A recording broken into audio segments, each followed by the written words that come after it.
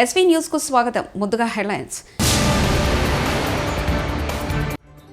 ప్రేమ దుకాణం, నకిలీ వీడియోల అమ్మకం, కాంగ్రెస్ పై మోదీ వ్యంగ్యాస్త్రాలు.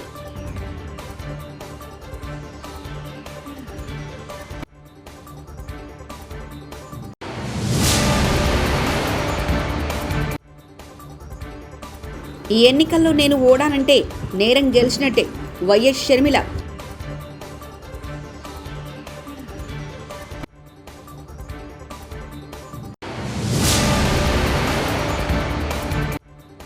రాముడి పేరు చెప్పి బీజేపీ ఓట్లు అడుగుతుంది CM Revanth.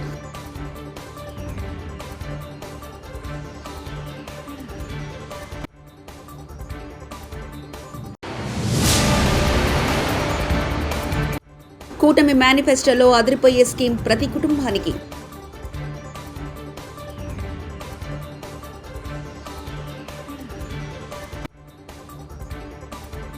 Deep fake వీడియోలపై విపక్షాలను target చేస్తూ ప్రధానమంత్రి నరేంద్ర మోదీ విమర్శలు గుప్పించారు. సామాజిక మాధ్యమాల ద్వారా నకిలీ వీడియోలను విపక్షాలు సర్క్యులేట్ చేస్తున్నాయని ఆరోపించారు. బీజేపీ సారథ్యంలోని ప్రభుత్వాన్ని ఎదుర్కొనే సత్తా లేకని సాంకేతికతను దుర్వినియోగం చేస్తూ తప్పుడు సమాచారాన్ని విపక్షాలు వ్యాప్తి చేస్తున్నాయని అన్నారు.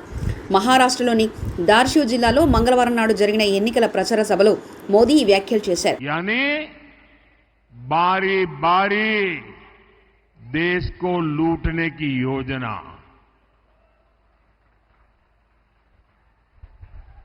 मैं जरा लातूर के भाई बहनों से पूछना चाहता हूं, क्या ऐसे लोगों को रत्ती भर भी मौका दे सकते हैं क्या? दुनिया के इस चुनौतीपूर्ण समय में क्या हम देश को अस्थिरता में झोंक सकते हैं क्या? చెన్నై తిరుపతి మధ్య వందే మెట్రో రైలు నడిపేందుకు 2 నెలలు ట్రైన్ రన్ నిర్వహించనున్నట్లు రైల్వే శాఖ అధికారులు తెలిపారు. ఇదివరకే వందే భారత్ రైలు అందుబాటులో ఉండగా 200 కిలోమీటర్ల పరిధిలో ఉన్న నగరాలను అనుసంధానిస్తూ ఈ ఏడాది వందే మెట్రో నడిపేందుకు భారత్ రైల్వే బోర్డు నిర్ణయించింది. ఈ విషయంపై అధికారులు మాట్లాడుతూ ఈ ఏడాది చివరిలోగా ఈ రైలు అందుబాటులోకి తీసుకురానున్నామని, 1-2 నెలల్లో వీటి ట్రయల్ రన్ ప్రారంభించనున్నామని తెలిపారు. రాముడి పేరు చెప్పి బీజేపీ ఓట్లు అడుగుతుందంటూ ముఖ్యమంత్రి రేవంత్ రెడ్డి అన్నారు. తెలంగాణకు మోదీ గాడిద గుడ్డిచ్చారని విమర్శించారు. సీతారాముల కళ్యాణం చేసిన తర్వాత అక్షంతలు ఇస్తామని, కానీ రాముడి కళ్యాణం జరగముందే బీజేపీ నేతలు ఇక్కడ అక్షంతలు పంచారని అన్నారు. రాముడిని బీజేపీ అవమానించిందంటూ మండిపడ్డారు. తామంతా రాముని భక్తులమేనంటూ స్పష్టం చేశారు. తమ కంటే గొప్ప హిందువులు ఉన్నారా అని ప్రశ్నించారు.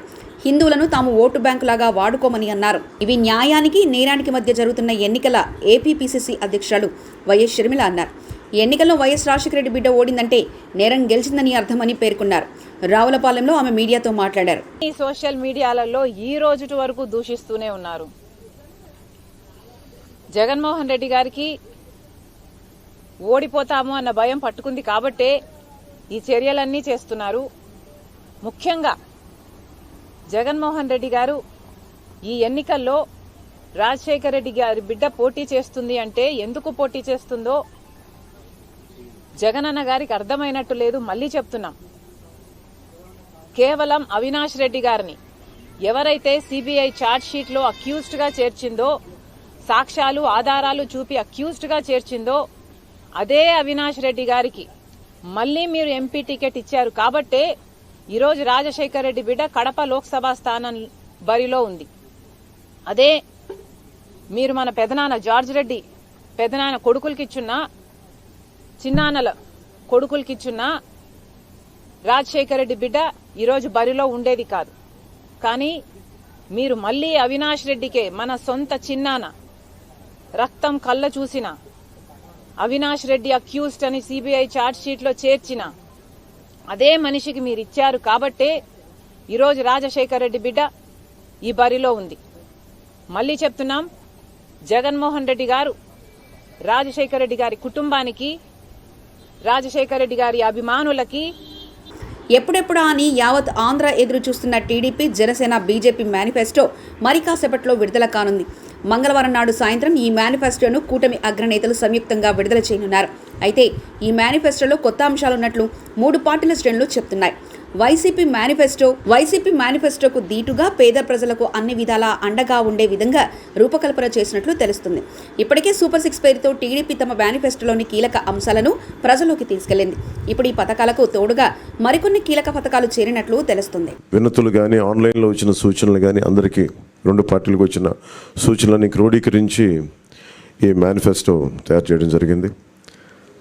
ముఖ్యంగా రాష్ట్ర ప్రజల నేటి అవసరాలను తీరుస్తూ రేపటి ఆకాంక్షలకు సాకారం చేసే ఈ మేనిఫెస్టోని కూటమి ప్రభుత్వం పరిశుభ్రంగా దీన్ని అమలు చేస్తుంది. దీంట్లో ముఖ్యమైన అంశాలు ఏమేమి తీసుకున్నామంటే ఆంధ్రప్రదేశ్ ప్రజల భవిష్యత్తు ఆల్మోస్ట్ కత్తి మనపైన వేలాడుతూ ఉంది. ప్రపంచంలోనే అత్యంత శక్తివంతమైన తెలుగు జాతి నేడు ఆంధ్రప్రదేశ్ పరిస్థితిని చూసి తలదించుకుంటుంది. లూటీ కోసమే 13 లక్షల కోట్ల అప్పు చేసి రాష్ట్ర ఆర్థిక వ్యవస్థను దివాళా తీయించారు. గత 5 ఏళ్లుగా అన్ని రంగాల్లో రాష్ట్రం తిరోగామి దిశలో పయనిస్తున్నది. సమాజంలో ఎటు చూసినా అభద్రత, అశాంతి, హత్యలు, ఆత్మహత్యలు కనిపిస్తున్నాయి. ధరలు, పన్నులు, ఛార్జీలు, అప్పుల బాధుడితో ఒక్కో కుటుంబం పైన దాదాపు 8 లక్షల భారం మోపారు. 10 రూపాయలు ఇచ్చి 100 రూపాయలు కొట్టేస్తూ పొద్దున్నే ఎకనామిక్ సర్వే చేపిస్తాం.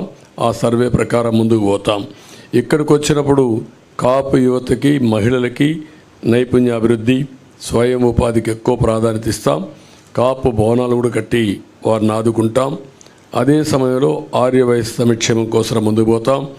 క్షత్రియ సంక్షేమం, అగ్రవర్ణాల్లో ఉండే ఇతర పేదలకు కూడా న్యాయం చేయడం, ఇవి చేస్తూనే ఈరోజు ప్రత్యేక కార్పొరేషన్ ఏర్పాటు చేసి ఎక్కడికక్కడ ఇవన్నీ ముందుకు తీసుకుపోతాం.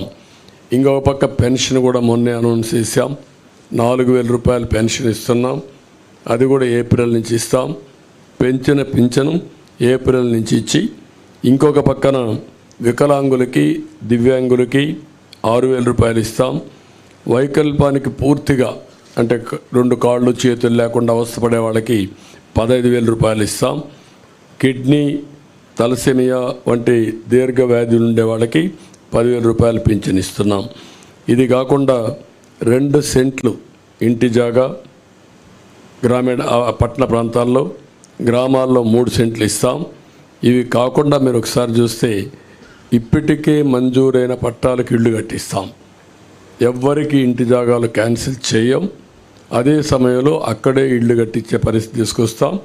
ఇళ్ళు లేని ప్రతి ఒక్కరికి టిట్కో ఇళ్ళు ఇమీడియట్గా హ్యాండ్ ఓవర్ చేస్తాం. ఇవి కాకుండా అందరికీ ఇళ్ళు కట్టించే పరిస్థితి తీసుకొస్తాం. ఎస్సీ ఎస్టీ సంక్షేమానికి కట్టుబడి ఉన్నాం. జిల్లాల వారీగా వర్గీకరణ కూడా చేస్తాం. ఎస్సీ ఎస్టీలకు 50 సంవత్సరాలకే పింఛన్ ఇస్తాం. సప్లాన్ నిధులు వారి అభివృద్ధి కోసమే ఖర్చు పెడతాం. ఏజెన్సీలో ఆదివాసీ ఉపాధ్యాయులు నియామకం చేస్తాం. జీవో నెంబర్ 3 మళ్ళీ రివైవ్ చేస్తాం. ఎస్సీ ఎస్టీ సంక్షేమ పథకాలన్నీ తీసుకొచ్చి ఎస్సీలపైన దాడులు చేసిన వారందరిపైన కఠిన చర్యలు తీసుకొని వారిలో ఒక నమ్మకాన్ని క్రియేట్ చేస్తాం. ఎస్సీ ఎస్టీ బ్యాక్లాగ్ పోస్టులు కూడా పూర్తి చేస్తాం.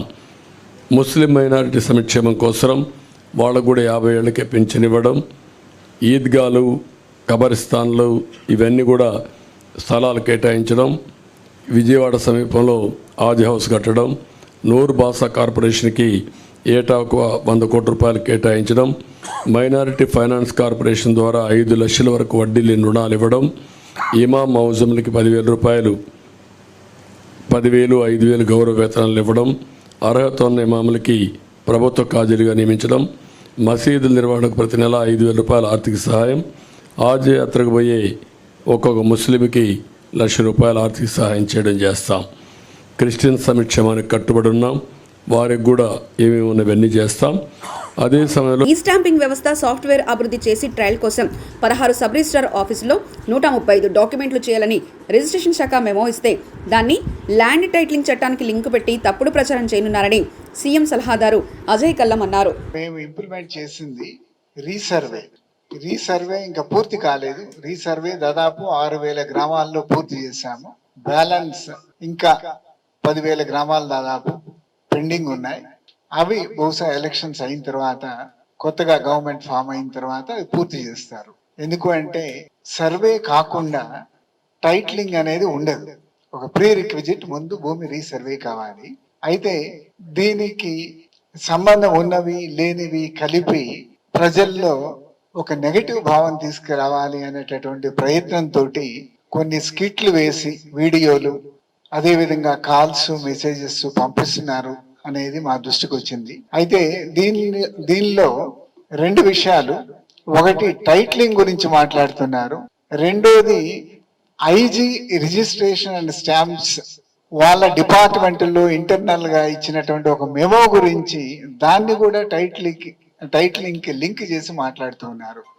ఒక మెమో ఇచ్చారు, ఐజీ రిజిస్ట్రేషన్ అండ్ స్టాంప్స్ ఏంటి, కార్డ్ టు సాఫ్ట్వేర్, దాన్ని ట్రయల్స్ చేయమని ఒక 12 మందో 16 మందో సబ్ రిజిస్ట్రార్లకి మీరు ఒక్కొక్కళ్ళు ఈ కొత్త సాఫ్ట్వేర్ ఉపయోగించి ఒక 135 డాక్యుమెంట్లు మీరు ప్రింట్ చేయండి అని చెప్పి ఇవ్వటం జరిగింది. దాన్ని ల్యాండ్ టైటిలింగ్ లింక్ చేసి సర్క్యులేట్ చేస్తున్నారు. అంటే అసలు ల్యాండ్ టైటిలింగ్ కి ఆ సాఫ్ట్వేర్ కి సంబంధం ఏంటో నాకు తెలియదు. కార్డ్ 1 సాఫ్ట్వేర్ ఎప్పుడో జె సత్యనారాయణ గారు ఉన్నప్పటి నుంచి, అంటే దాదాపు 30 సంవత్సరాల నుంచి ఐజీ రిజిస్ట్రేషన్ అండ్ స్టాంప్స్ లో వాళ్ళు రిజిస్ట్రేషన్ చేయటానికి ఉపయోగించుకుంటూ ఉన్నారు. దాన్ని అప్గ్రేడ్ చేశారు, కొత్త ఫీచర్స్ తీసుకురా. బీజేపీ బీఆర్ఎస్ రెండు ఒకటే, కమిషన్లు పంచుకుని లక్షల కోట్లు పంచుకున్నారని ధ్వజమెత్తారు భువనగిరి పార్లమెంట్ కాంగ్రెస్ అభ్యర్థి చామల కిరణ్ కుమార్ రెడ్డి. పార్లమెంట్ ఎన్నికల ప్రచారంలో భాగంగా భువనగిరి కాంగ్రెస్ పార్టీ అభ్యర్థి చామల కిరణ్ కుమార్ రెడ్డి తన సొంత గ్రామమైన నల్గొండ సౌలిగారం మండల కేంద్రంలో భారీ ర్యాలీ నిర్వహించారు.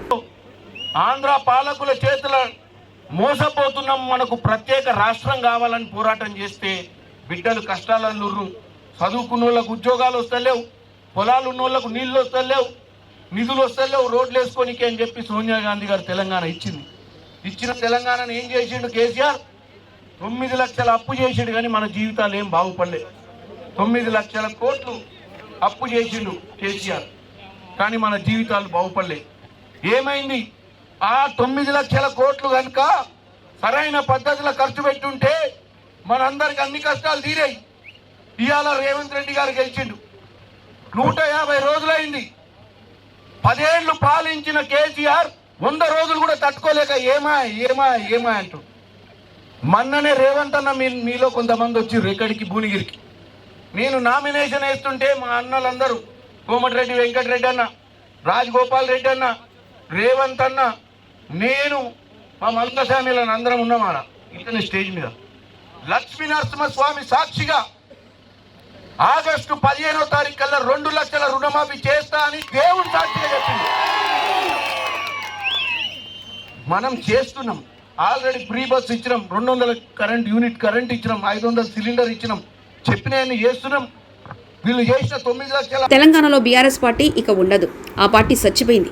Munugode MLA Bhuvanagiri parliament Congress party incharge Venkatareddy అన్నారు. పార్లమెంట్ ఎన్నికల ప్రచారంలో భాగంగా నల్గొండ జిల్లా సౌలిగంగారం మండల కేంద్రంలో భువనగిరి ఎంపీ కాంగ్రెస్ పార్టీ అభ్యర్థి చామల కిరణ్ కుమార్ రెడ్డి విజయాన్ని ఆకాంక్షిస్తూ భువనగిరి ఎంపీ ఎన్నికల ఇన్ఛార్జ్ మునుగోడు ఎమ్మెల్యే కోమటిరెడ్డి రాజగోపాల్ రెడ్డి మాట్లాడుతూ తెలంగాణలో బీఆర్ఎస్ పార్టీ ఇక ఉండదంటూ తెలియజేశారు. 10 ఏళ్ల పాటు మనం కష్టాలు పడ్డాం.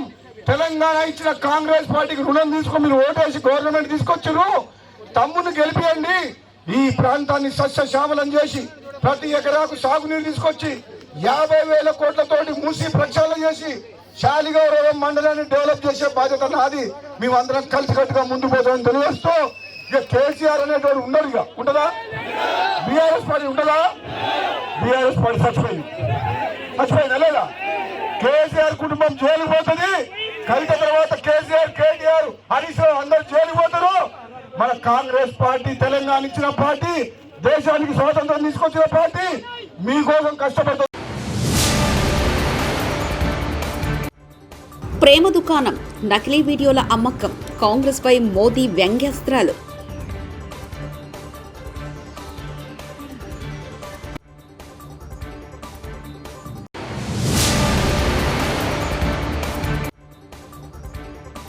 ఈ ఎన్నికల్లో నేను ఓడానంటే నేరం గెలిచినట్టే, వైఎస్ షర్మిల.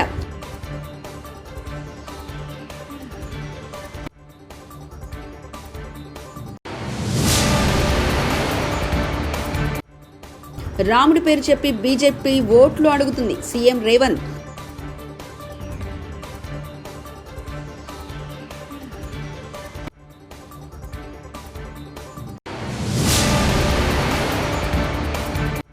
కూటమి మేనిఫెస్టోలో అదిరిపోయే స్కీమ్ ప్రతి కుటుంబానికి.